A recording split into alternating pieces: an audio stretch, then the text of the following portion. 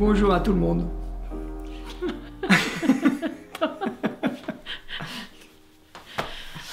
On le mettra, tu sais, dans les trucs, à la fin des films, les bonus. Allez, bonjour à tous. Et bonjour à toutes. Aujourd'hui, nous allons traiter d'un thème symbolique qui est faut-il changer le climat? Oui, ce serait quand même bien. Oui, parce que la morosité, j'en ai assez. Il y en a marre de ce climat, il fait chaud. Là, on est encore en petite chemise alors qu'on est fin septembre, c'est pas possible. Enfin bref, vous connaissez toute la ritournelle sur le climat. Et on ne va pas parler du réchauffement climatique ni du désordre climatique, on en a déjà parlé. Et on a déjà dit que cette symbolique pouvait venir aussi de nos humeurs et états psycho-émotionnels qui collectivement font plein de petites gouttes qui finalement impactent le climat de la planète. Ça, c'est une hypothèse qui est très intéressante à observer. Mais aujourd'hui, on va vous parler de cette tentation de l'humain de vouloir changer le climat. Parce que vous savez que les Américains l'ont déjà fait pendant la guerre du Vietnam. Ils ont essayé de faire pleuvoir pour empêcher l'armée adverse de venir les attaquer. A priori, ils ont même réussi. Ils ont même fait pendant plusieurs années, oui. Alors, il y a plein de bruits qui circulent sur plein de choses qui se passeraient sur les études ou les essais qui sont en cours pour changer le climat. Et il y a des gens très sérieux, bien sûr, avec des experts, avec des titres et des diplômes d'ingénieurs, qui pensent qu'on peut essayer de modifier le climat par 36 moyens différents. Alors bon, nous, on n'est pas experts, on ne va pas parler de ça. On va parler du symbole que ça représente. C'est quoi cet humain qui pense qu'il doit modifier le climat de la planète? On pourrait dire qu'il se prend pour Dieu. Quand même, pour changer le climat de la planète, il faut être ou en dehors, ou plus grand, quand même, et ne pas se sentir concerné, parce que pour changer quelque chose, il faut être en dehors du bain. Donc c'est vraiment se prendre pour Dieu. D'ailleurs, pour surenchérir sur ce que tu dis, il y a des gens qui disent il faut sauver la planète, carrément. Donc eux aussi se mettent en dehors de la planète, et ils sont tellement puissants qu'ils sont capables de sauver cette pauvre petite planète qui est malheureuse. Qui sans nous, je pense que sans nous, elle va mal finir. En fait, c'est plutôt l'inverse. Hein. Si on continue comme ça. Ouais. Donc on voit qu'il y a un sentiment de toute puissance derrière ce symbole de vouloir changer le climat, de vouloir influencer le climat, de vouloir interférer sur le climat, de se croire un peu plus grand que ce que l'on est, et surtout de ne pas voir bien sûr les conséquences que ça a. Alors, parce qu'il y a forcément des conséquences. Ben oui, mais moi, quand tu dis ça, je vois très bien dans notre couple, quand je veux changer le climat et que je t'accuse, toi, je veux te changer. Ah. Par exemple, si je veux te changer, en fait, ça ne marche pas, je vous explique, ça ne marche jamais, parce qu'on ne peut pas changer l'autre. En fait, l'autre, il a vécu dans son univers, dans sa bulle, et je me suis rendu compte, et je pense que ça a fait la même chose pour vous, si vous avez observé. En fait, on ne peut que revenir en arrière, se poser et regarder en quoi on a été quelque part responsable du problème entre les deux et que le climat dans le couple s'est détérioré. Et je me rends compte souvent que mon intention première n'était pas en accord avec ce que j'ai dit, par exemple, et ça a fait un climat de mésentente.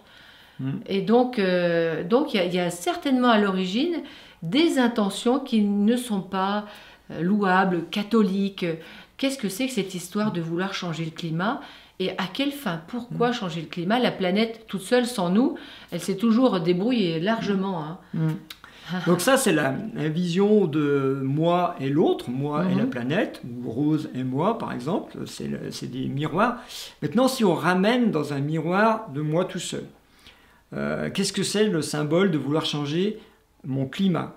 Mon climat intérieur, c'est par exemple que le matin, je me réveille avec une humeur. Je me réveille bonne humeur, mauvaise humeur, voilà. Mauvais pied. Un état d'âme. Un état d'âme.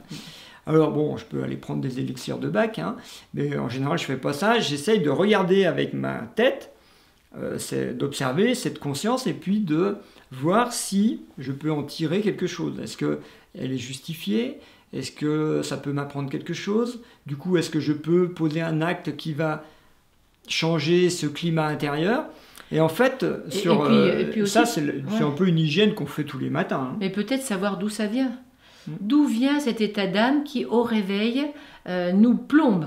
Enfin, parfois, moi, ça me fait un truc lourd, je me sens mal. Et si je regarde ça, justement, je vois que la veille au soir, en m'endormant, eh bien, j'étais déjà mal. Comme si la nuit n'avait pas pu digérer ce que je n'avais pas intégré la veille. Et la vie me le resserre le lendemain, comme peut-être quand on finit sa vie et qu'on n'a pas digéré ou compris tous nos problèmes avec les autres, la vie suivante, notre karma, nous ramène le même plat à digérer cette fois-ci avec une nouvelle conscience, on l'espère. Oui, la théorie de la réincarnation. Oui, possible. Donc ça, c'est par exemple pour les états émotionnels, ce qu'on vient de dire. Mais il y a des états qu'on aimerait bien changer. Ce sont nos douleurs, nos symptômes dérangeants dans le corps. Ça, on aimerait bien parce que, honnêtement, moi, quand il y a un tremblement de terre dans une partie de mon corps, quand il y a une inondation dans une partie de mon corps, quand il y a une douleur dans une partie de mon corps, moi j'aimerais bien changer le climat. Là, pour le coup, je suis presque prêt, si j'en avais, à aller prendre un médicament, mais bon, il n'y en a pas à la maison, mais admettons, je ferais bien quelque chose pour changer ce climat. Et en fait, là, on touche vraiment le symbole qui hante l'humanité, parce que ce n'est pas un symbole qui date d'aujourd'hui, de l'homme qui voudrait bien que le climat, c'est-à-dire l'ambiance physique dans laquelle il vit, soit conforme à ce qu'il souhaite lui, et pas le voisin. Eh ben, une vie calme et tranquille où rien ne bouge. Et par exemple, pas de douleur, tout va bien, de la naissance à la mort, un truc où on ne bouge pas, donc où on ne s'éveille pas, il n'y a pas de question, donc il n'y a pas de réponse, ça s'appelle donc pas d'éveil de conscience. Et il y a plein d'histoires qui racontent ça aussi, pour être terre à terre dans le milieu agricole, où si on demandait à 2 agriculteurs, ou 3 ou 4, quelle météo ils veulent aujourd'hui, il n'y en a pas un qui est d'accord. Parce qu'il y en a un, il a besoin de soleil pour faire mûrir son raisin, ou sa moisson. L'autre, il a besoin de pluie parce qu'il a semé quelque chose et il veut que ça pousse. Le troisième, il a besoin d'un climat tempéré, parce qu'il ne faut pas trop de soleil, pas trop de pluie. Enfin bon, vous voyez ce que je veux dire? En fait, le climat de notre corps ne nous satisfait jamais. Le climat de la planète ne nous satisfait pas, et le climat du corps non plus. Et là, ça cache une grosse symbolique aussi. Alors, c'est quoi cette symbolique? Bien, en fait, c'est juste que on a vu la symbolique de toute puissance. On aimerait pouvoir changer. Et, comme tu l'as dit, on aimerait que ça soit calme et tranquille. Mais les lois de la vie, enfin pour l'instant telles qu'on les perçoit, on dirait bien que si on n'avait pas de contraintes, il n'y aurait pas d'évolution. Autrement dit, si on n'avait pas mal au foie, mal à la rate, mal au rein, mal à la jambe, on n'irait pas regarder, on n'irait même pas voir. On dirait pas, le corps il marche tout seul. Oui, on oublierait le basta. corps. Oui. C'est-à-dire que si on n'était que dans un climat tempéré, comme nous on connaît un peu en France, on ne se poserait pas trop de questions.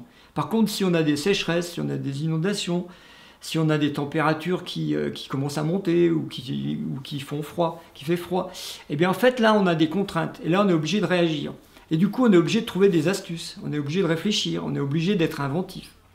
Et en fait, pour tous les gens qui voient ces vidéos et qui savent un peu comment ça marche dans les espèces et l'adaptation de la vie sur Terre, en fait, chaque fois qu'il y a une contrainte, tout le monde végétal, animal s'adapte. Et humain aussi. Et humain aussi, ouais. On s'adapte. Et dans cette adaptation va naître bien, quelque chose de plus riche, de plus fort, de plus puissant. Et ça s'appelle l'évolution. Donc en fait, vouloir changer le climat, in fine, si on regarde bien, c'est un symbole qui est très intéressant à observer parce que on va se rendre compte que c'est une partie de nous qui ne veut pas évoluer et qui nous emmène plutôt vers la perte du coup. Nier l'évolution, nier les saisons, nier les cycles de la vie et donc vraiment s'en remettre à moi je décide. Et donc c'est un ennui, vous imaginez 2 secondes, ce serait un ennui terrible. On ne peut plus s'adapter. Tiens, aujourd'hui il pleut. Ça c'est le cadeau de la vie. Moi je dis, être surpris par ce qui nous arrive, si on n'a pas de surprise, mais c'est un ennui terrible. On déprimerait tous si on n'avait pas ça, justement, ces surprises. Donc si on voyait le changement climatique comme une opportunité d'évolution, eh bien peut-être que ça changerait aussi notre perception des choses. Et puis peut-être bien que ce qui se passe dehors, c'est en lien avec ce qui se passe dedans. Et donc si le climat dehors est tourmenté, peut-être que nos tourments dedans le créent, et donc il faudrait peut-être se calmer à l'intérieur au niveau de notre mental, des pensées, de nos émotions aussi, qui influencent ce climat, et que peut-être il serait plus doux et plus adapté à nous qui on est, au lieu de vouloir le changer. Peut-être qu'on a les clés à l'intérieur sans mettre des produits chimiques partout, à tour de bras. Ça ne va pas nous aider. Alors donc, quand vous voyez le bulletin météo demain, ou tout à l'heure, vous dites 1, je me calme, 2, c'est une occasion d'évoluer, et ça ira très bien. Voilà, il n'y a pas d'alerte, la planète sait très bien ce qu'elle fait, et donc soyons sereins. Allez, on vous dit à bientôt. Allez, on vous embrasse.